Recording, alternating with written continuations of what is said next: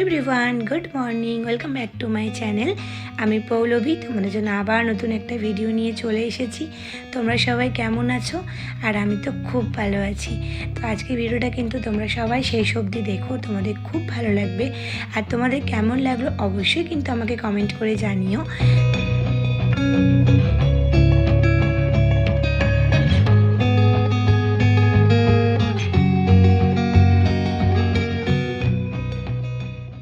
এখন ঘুরতে বাসছে 10টা 4। আর ঘুম থেকে উঠেছি অনেকক্ষণ আগে, পড়ানো কমপ্লিট হয়ে গেছে, চা খাওয়া হয়ে গেল। আর মা এখন রান্না করতে বসলো, আর আমি যাবো হচ্ছে সানে, কারণ আজকে অনেকগুলো কাজ আছে। তার মধ্যে হচ্ছে সবথেকে বড় কথা যে আজকে পড়ানো আছে।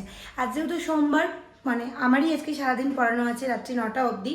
আর আজকে একটু মাঝখানে দুপুরবেলা একটু অভিনবদের বাড়ি যেতে হবে। তো তোমাদেরকে অনেকদিন আগে বলেছিলাম যে অভিনবর জেঠুর ছেলেরও বিয়ে আছে, তো কদিন পর আছে, মানে সামনের মাসে আছে। তো ওদের মধ্যে একটা নিয়ম হচ্ছে, ওদের গ্রাম পুজো হয়, ঠিক আছে? তো ওটা আজকে আছে। তো প্রথমে ভেবেছিলাম যাওয়া হবে না, তো অভিনব একটু ম্যানেজ করেছি যে ডিউটিটা একটু ম্যানেজ করে দুপুরবেলা ও ডিউটি চলে যাবে একটু পর, দিয়ে তারপরে 1টার দিকে একটু যাবো। তো ওই একটা কাজ, তার মানে আমাকে এখন স্নান করতে হবে, পুজো করতে হবে, পড়াতে বসতে হবে, তারপরে পড়িয়ে উঠতে হবে, পড়িয়ে উঠে রেডি হয়ে যেতে হবে, তারপরে আসতে হবে, আবার পড়াতে হবে, আবার পড়াতে হবে। এই আজকে আমার রুটিন, তোমাদেরকে আগেই বলে দিলাম। আজকে অনেকটা চাপ আছে। আর মা আজকে রান্না করবে। কালকেও আমি গিয়েছিলাম ঘুরতে, তাই জন্য বাড়িতে খাওয়া দাওয়া হয়নি। তো এখানে এখন মা রুটি করবে, তাই জন্য এখানে আটা রেখে দিয়েছে রেডি করে। তোমাদের সাথে অনেকদিন পর দেখা হলো। আর কালকে ছিল মাদার্স ডে। তো মাদার্স ডেতে মাকে আমি কি গিফট করেছি মা বলো? দুটো নেল পালিশ। মাকে আমি দুটো কিন্তু নেল তোমরা পলিশ বলো ওটা আমাকে গিফট করা মানেটা কি হলো? ওটা মানে মাম কিনেছে, ওইটাই আমাকে দিয়ে দিয়েছে। কালকে গিফট করে করে আমি নিজেই একদম নেল পলিশটা পরে, মানে মাছের তেলে মাছ ভেজে দিল।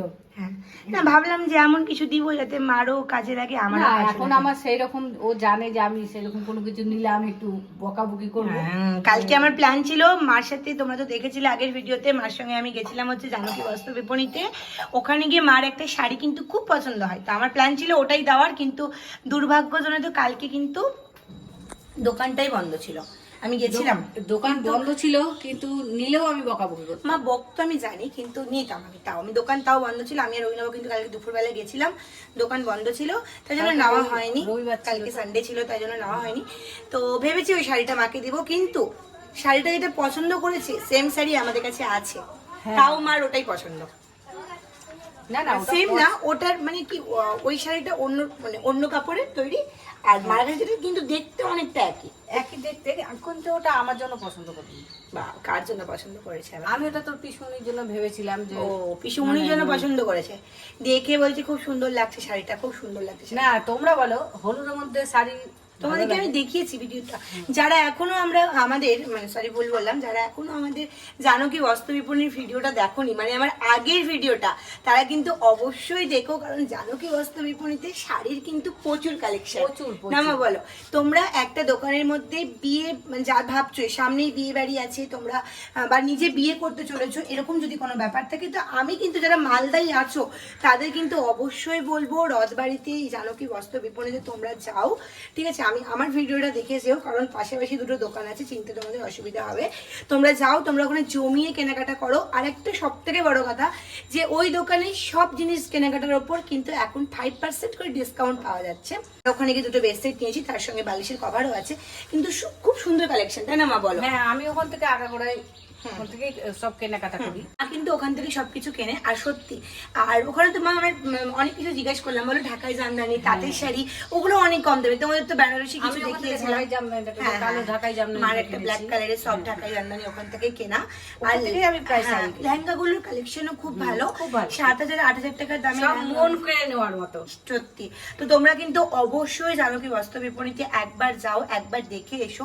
ওদের ব্যবহার থেকে শুরু করে সবকিছুই আমার খুব ভালো লেগেছে। আর মানে আমাদের খুব একটা পছন্দের জায়গা, কখনো শাড়ি কিনলে বা কোনো ভালো কিছু বাড়ির জন্য কেনা হলে আমরা কিন্তু সবসময় জানকী বস্ত্র বিপণী থেকে শপিংটা করতে ভালোবাসি। তো তোমরা কিন্তু অবশ্যই করো, তোমাদের খুব ভালো লাগবে। আর মালদায় আছো, কারা কারা জানকী বস্ত্র বিপণী থেকে জিনিস কেনো, তারা কিন্তু অবশ্যই আমাকে কমেন্ট করো, ঠিক আছে?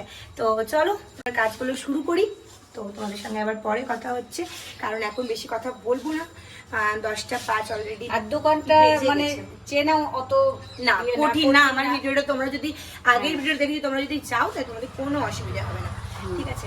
তো চলো দেখা হচ্ছে আবার একটু পরে, কারণ এখন আমি স্নান করবো, পুজো করবো, পড়াতে বসবো, তারপর তোমাদের সঙ্গে দেখা হবে। আর আমি এখন রান্না করবো। রান্না করবো, ঠিক আছে। এখন ঘড়িতে বাজছে 1:15 মিনিট লেট করে ফেলেছি। তো এখন রেডি হয়ে গেছি, মানে কিছুটা রেডি হয়ে পড়াতে বসেছিলাম, পড়িয়ে উঠে বাকিটা রেডি হলাম আর চুলটা আঁচলাম। এখন বেরোচ্ছি। আর বাইরে আজকে প্রচণ্ড রোদ, অন্যদিন একটু তাও রোদটা কম থাকে, তো আজকে যেহেতু যাবো তার মানে মনে হয় বেশি রোদ হয়ে গেছে। তো অভিনব তো নার্সিংহোমে আছে, তো এখন আমাকে এখান থেকে যেতে হবে 420, তারপর ওখান থেকে আমি আর অভিনব তারপরে যাবো হচ্ছে বাড়ি। তো চলো তোমাদের সঙ্গে বেরিয়ে দেখা হচ্ছে। আর আমার মা আমাকে কি বলছে একটা, কি বলছিলে তুমি একটু আগে? বাড়িতেই খাচ্ছিস না? কবে থেকে? কাল থেকে বাড়িতেই খাচ্ছি না। হ্যাঁ, ওই জন্য মাংস কালকের থেকে গেছে, মাছের ঝোল আজকে করেছি। তোমাকে না মোটা মোটা লাগছিল, তাই তাই এই যে একটু একটু আমি তো দূরে আগে সরিয়ে থেকে- দিলাম, আমি তো আগে থেকে একটু ভালো হয়েছি। তাই জন্য তো সুন্দরই লাগছে হ্যাঁ, একদম। সবার আশীর্বাদে আমি ভালো হয়েছি। এই যে এখানে এখন মা কালকে চিকেনটা এখন ফোটাচ্ছে, আর আমাকে বলছে খাচ্ছিস না তুই, আমি কি করবো এত রান্না, তাই জন্য আজকে মিষ্টিও চলে এসছে দুপুরবেলা, আমি খাচ্ছি না হ্যাঁ, বলে। ওর জন্য মিষ্টিকে আজকে ডেকে নিয়েছি। হ্যাঁ, ফোন বাজছে। তো এখন বেরোই, ফোন চলে এসছে অলরেডি, দেরি হয়ে গেছে। তো এখন বেরিয়ে গেলাম বাড়ি থেকে, এখন যাচ্ছি, অনেকটা দেরি হয়ে গেছে। আর অভিনব আমাকে 3বার ফোন করেছে, বুঝতেই পারিনি। আসলে পড়াচ্ছিলাম বলে ফোনটা সাইলেন্ট ছিল, আর মিষ্টির ওখানে ফোনটা রেখে এসেছিলাম, কিন্তু ওকে বলতে ভুলে গেছি ফোনটা সাইলেন্ট করা আছে। তো যাই হোক, এখন বলছে তুমি এখনও বেরাওনি, অনেকটা দেরি হয়ে গেছে, এখন তাড়াহুড়া করে যাচ্ছি। আর এই সানগ্লাসটা আজকে পরলাম, কারণ ওই সানগ্লাসটা অভিনবর কাছে থেকে গেছে, তো নেওয়াই হয়নি। তো চলো, তো অভিনব চলে এসছে, এখন যাচ্ছি। আমাকে বেশি টোটো করতে হয়নি, ওই চলে এসেছিল অনেকটাই, আমি হেঁটেই আসছিলাম, দেখা হয়ে গেছে, অনেকটা বেঁচেছি, কারণ টোটো পাচ্ছিলাম না 1 নম্বর, আর বাইরে অনেক রোদ আছে।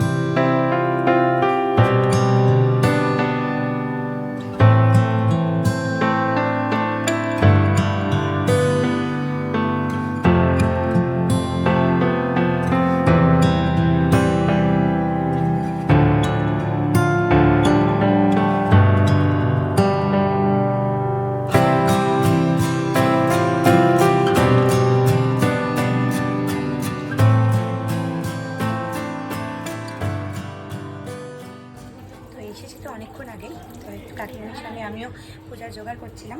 খাওয়া দাওয়া কমপ্লিট হয়ে গেছে, তোমার সাথে কথা বলতে পারিনি, আসলে অনেকটা ভিড় ছিল। তো এখন একটু পর আবার বাড়ি চলে যাবো, কারণ 4:45 বাজছে, ওখানে একটু ব্যাংকে গেল, ও আসতে গেলে তারপরে কিন্তু বাড়ি চলে যাবো, কারণ পড়ানো আছে 5টা থেকে, আর একটু লেট করা যাবে না। এখন বলতে পারছি 5টা, আর বেরোলাম